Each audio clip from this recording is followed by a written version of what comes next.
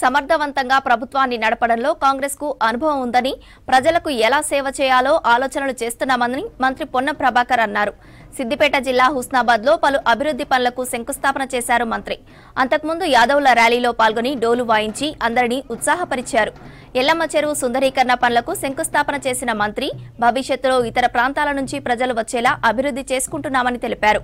భూమి లేని రైతు కుటుంబానికి వ్యవసాయ కూలీలకు సంవత్సరానికి 12,000 చొప్పున ఇందిరమ్మ ఆత్మీయ కానుక ఇవ్వనున్నట్లు తెలియజేశారు. జనవరి 26 నుంచి నూతన రేషన్ కార్డుల పంపిణీ ప్రారంభం అవుతుందన్నారు. రాష్ట్రాన్ని అన్ని రంగాల్లో ముందు ఉంచాలనేదే ప్రభుత్వ ఆకాంక్ష అన్నారు మంత్రి పొన్నం.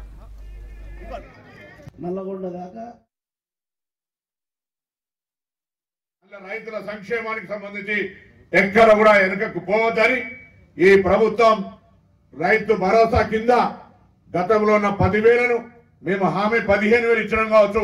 తప్పకుండా ఒకనాడు 15,000 కాదు, ఇంకా అంతకంటే అవసరమైతే ఎక్కువ చేసేటువంటి విధంగా రైతులకు కొలమానం లేకుండా ఇవ్వాలనే ఆలోచనతో 12,000 రూపాయలు ఇవ్వడానికి నిన్న కేబినెట్ నిర్ణయం తీసుకుంది అనే మాట సందర్భంగా మనం చేస్తా ఉన్నా.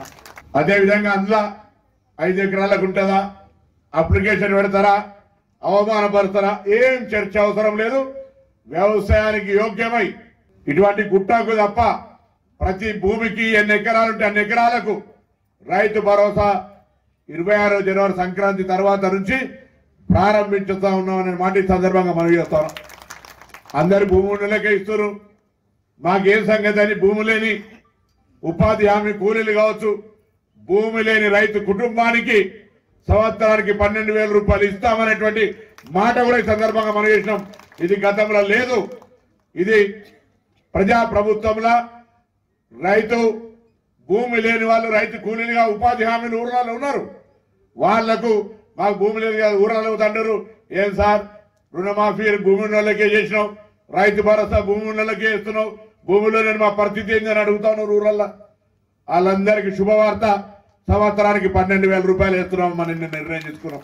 సివిల్ సప్లై శాఖ ప్రకటన చేస్తుంది.